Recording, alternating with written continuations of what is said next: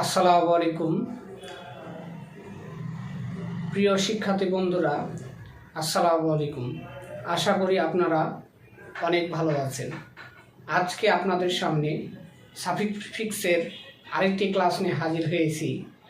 আপনারা যদি প্রথম থেকে শেষ পর্যন্ত এই ক্লাসটি দেখেন, আশা করি সাফিক্স প্রিফিক্স নিয়ে আপনাদের আর কোনো প্রবলেম থাকবে না। আমি গত দুইটি ক্লাসে নাউন কোথায় কোথায় ব্যবহার হয় এটা আমি দেখিয়েছিলাম। আজকে আরও দুইটি নিয়ম দেখাবো। আশা করি আপনারা যদি এই 6টি নিয়ম ভালোভাবে মনে রাখতে পারেন, তাহলে আপনাদের আর কোনো নাউনের পজিশন নিয়ে আর কোনো প্রবলেম হবে না। নাউন বেসিক্যালি বেশ কয়েকটি আমরা নিয়ম দেখতে পাই। তার মধ্যে সবচাইতে মোস্ট ইম্পর্টেন্ট কয়েকটি নিয়ম হচ্ছে, আর্টিকেলের পর যদি গ্যাপ থাকে সেখানে নাউন হবে, এটি একটি। দ্বিতীয় বিষয় হলো অ্যাডজেক্টিভের পরে নাউন হবে। তৃতীয় বিষয় হলো পসেসিভ ফর্ম, আরেকটা হচ্ছে প্রিপজিশনের পরে। এই 4টা নিয়ম সবচাইতে পরীক্ষাতে বেশি আসে। আপনারা যদি এই 4টা নিয়ম ভালোভাবে ফলো করতে পারেন, মুখস্থ করতে পারেন, তাহলে খুব সহজেই নাউনটা আপনারা চেঞ্জ করতে পারবেন, অবস্থানটা বুঝতে পারবেন যে এই জায়গাতে অ্যাডজেক্টিভ হবে। আপনারা হয়তো গাইডে অনেকগুলো নিয়ম দেখবেন, কিন্তু আপনারা যদি এই 4টা নিয়ম যদি ভালো করে মুখস্থ করতে পারেন, বুঝতে পারেন, তাহলে আপনার কাছে নাউনটা খুবই ইজি মনে হবে।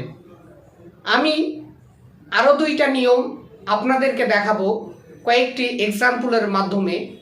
আমরা দেখি যে অ্যাডজেক্টিভের পরে গ্যাপ থাকলে উক্ত গ্যাপে কি হবে?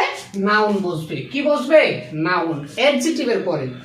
এখন কথা হলো, আমরা কিন্তু পার্ট অফ স্পিচ পড়েছি, কিন্তু অ্যাডজেক্টিভের যে আরো প্রকার আছে, আমরা জাস্ট জানি যে ওয়ার্ড দ্বারা নাউন প্রোনাউনের 10 গুণ অবস্থা বোঝায় তাকে অ্যাডজেক্টিভ বলে। কিন্তু অ্যাডজেক্টিভের মাঝে এই যে 10 গুণ অবস্থা বেশ কয়েকটি নিয়ম আছে, এগুলো কিন্তু আমার জানা নাই, যার কারণে আমি অ্যাডজেক্টিভ চিনতে পারি না। আপনাকে বলি, আচ্ছা বলেন তো, ফার্স্ট, সেকেন্ড, থার্ড এগুলো কোন part of speech? 1 2 3 4 single, double, triple এগুলো কোন পার্ট অফ স্পিচ? অনেকেই বলবেন এগুলো তো এর নাম্বার বলে, বা আদার্স কোন একটা ওয়ার্ড আপনারা বলবেন, কিন্তু আপনারা জানেন না এইগুলো কিন্তু অ্যাডজেক্টিভ। অ্যাডজেক্টিভের প্রকার আছে। অ্যাডজেক্টিভ প্রধানত 4 প্রকার: adjective of quality, adjective of quantity, adjective of number, pronominal adjective. আবার অ্যাডজেক্টিভ অফ নাম্বারের 3টি প্রকার আছে: কোঅর্ডিনাল, অর্ডিনাল, মাল্টিপ্লিকেটিভ। আবার প্রোনোমিনালের অ্যাডজেক্টিভ আবার 4টি প্রকার আছে: demonstrative pronoun, demonstrative adjective, interrogative adjective, আবার হচ্ছে পসেসিভ অ্যাডজেক্টিভ আর ডিস্ট্রিবিউটিভ অ্যাডজেক্টিভ। এইগুলো কিন্তু অ্যাডজেক্টিভ আমাকে জানতে হবে। অ্যাডজেক্টিভ আমাকে প্রত্যেকটা পার্ট অফ স্পিচ, বিশেষ করে noun, pronoun, adjective, verb, adverb, এই বিশেষ করে এই সাফিক্স প্রিফিক্স করতে গিয়ে আমাকে এই কয়েকটি পার্ট অফ স্পিচ ভালোভাবে শিখতে হবে। না হলে কিন্তু আপনারা এই চেঞ্জ করতে গিয়ে, অবস্থান চেঞ্জ করতে গিয়ে বা বুঝতে গিয়ে আপনাদের অনেক পরিবর্তন হবে। আমরা শুরু করি আমরা কয়েকটি এক্সাম্পলের মাধ্যমে। তো আমি কিছু আপনাদেরকে অ্যাডজেক্টিভের নিয়মগুলো শেখার চেষ্টা করব। তাহলে আমরা 1 নম্বর নিয়ম দেখি যে Swapna has earn much popular নাউডেজ। বর্তমানে স্বপ্না পপুলার মানে জনপ্রিয়তা অর্জন করেছে। এখন দেখেন আমার গ্যাপের আগে মাছ, এটা হচ্ছে adjective of quantity. Adjective of কি? কোয়ান্টিটি। অ্যাডজেক্টিভ অফ কোয়ান্টিটি মানে কি? পরিমাপ বোঝায়। যেমন little, few, much, some, full, half, enough, sufficient, insufficient, all, no, এইগুলো কিন্তু অ্যাডজেক্টিভ অফ কোয়ান্টিটি, এগুলো কিন্তু অ্যাডজেক্টিভ। তাহলে অ্যাডজেক্টিভের পরে কি হবে? আমরা দেখলাম যে নাউন হবে। তাহলে পপুলার, এটা কিন্তু অ্যাডজেক্টিভ, জনপ্রিয়। এখন একে নাউন বানাও কিভাবে?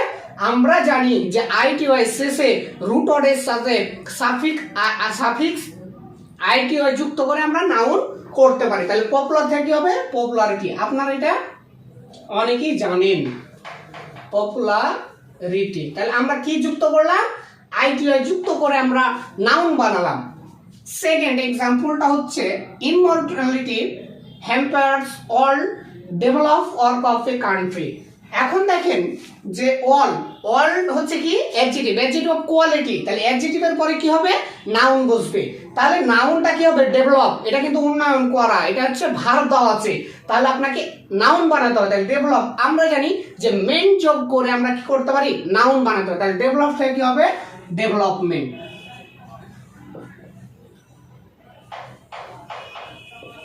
তাহলে রুট ওয়ার্ডের সাথে সাফিক্স মেন যুক্ত করে আমরা কি বানাতে পারি? নাউন বানাতে পারি।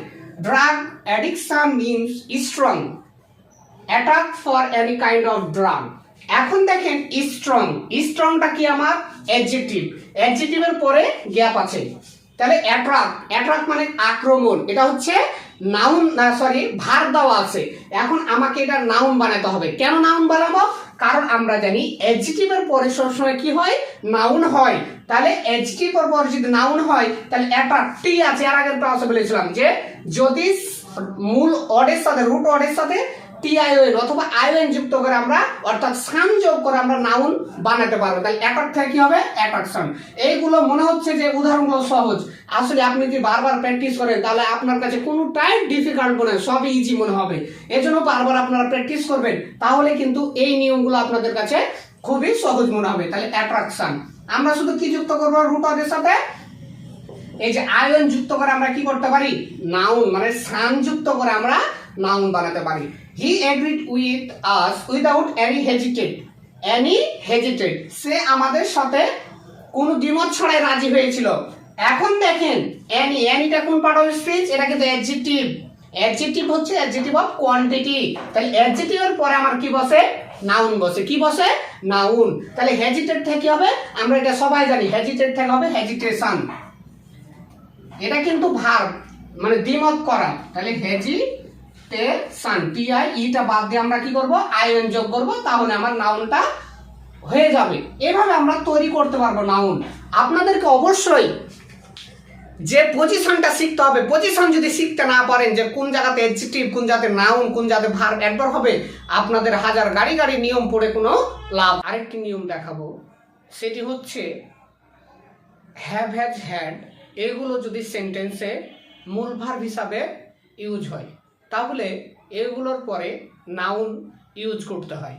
আমরা কয়েকটি এক্সাম্পলের মাধ্যমে শিখব। The user have no aware of the language, অনেক ভাষা ব্যবহারকারী ভাষা সম্পর্কে সচেতন নয়। এখন দেখেন সেন্টেন্সে কিন্তু হ্যাভ মূল ভার্ব হিসাবে ব্যবহার হয়েছে, তাহলে মূল ভার্ব হিসাবে যদি ব্যবহার হয় তাহলে আমার হ্যাভের পর যখন গ্যাপ থাকবে ওই গ্যাপে আমার অবশ্যই নাউন হবে। কি হবে? নাউন হবে। আরেকটি নিয়ম আছে অ্যামিজার, যেটা বি ভার্বের পরে কিন্তু অ্যাডজেক্টিভ হয়, কিন্তু অ্যামিজারের পরেও কিন্তু নাউন ব্যবহার করা যায়, ওগুলো অবজেক্ট হিসাবে ব্যবহার হয়। তাহলে আমরা দেখছি যে অ্যাওয়ার, তাহলে অ্যাওয়ার থেকে আমরা এটা কিন্তু সচেতন অ্যাডজেক্টিভ, তাহলে অ্যাওয়ার থেকে কি হবে? নেস যুক্ত করে আমরা নাউন বানাতে পারি। তাহলে অ্যাওয়ার থেকে কি হবে? অ্যাওয়ারনেস, তাহলে নেস যুক্ত করে আমরা নাউন বানাতে পারি। তাহলে awareness. Many parents had no capable to send their children to school, অধিকাংশই পিতামাতা তাদের সন্তানকে স্কুলে পাঠাতে পারতো না। এখন দেখেন বা পারে না।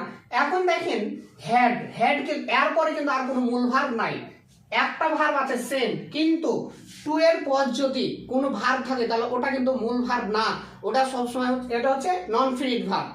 আর মূল ভার্ব সাধারণত সাবজেক্টের কাছাকাছি থাকে। আশা করি আপনারা এই বিষয়টা খেয়াল করেছেন। তাহলে হ্যাভ হ্যাজ হ্যাড এর পরে আমাদের কি হবে? যদি গ্যাপ থাকে আর হ্যাভ হ্যাজটা যদি কি হয়? মূল ভার্ব হিসাবে ব্যবহার হয়, তাহলে আমার ওই গ্যাপে নাউন হবে। তাহলে ক্যাপাবল থেকে কি হবে? আমরা সবাই জানি ক্যাপাবিলিটি, তাহলে ইউটি আমরা আইটিআই যুক্ত করলে আমাদের নাউন হয়ে যাবে ক্যাপাবিলিটি।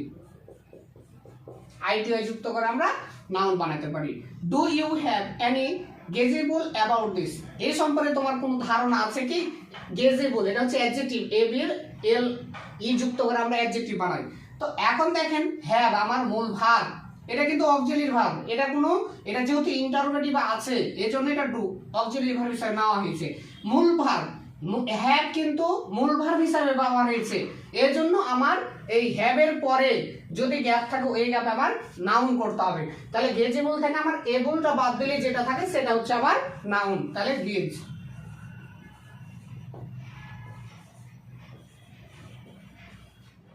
তাহলে এই সম্পর্কে আপনার কোনো ধারণা আছে, এটার অর্থ। এইভাবে আমাদেরকে কিন্তু একটা ওয়ার্ডের যে 4টি ফর্ম আছে চেষ্টা করতে হবে এইগুলো 4টি ফর্ম মুখস্থ করা।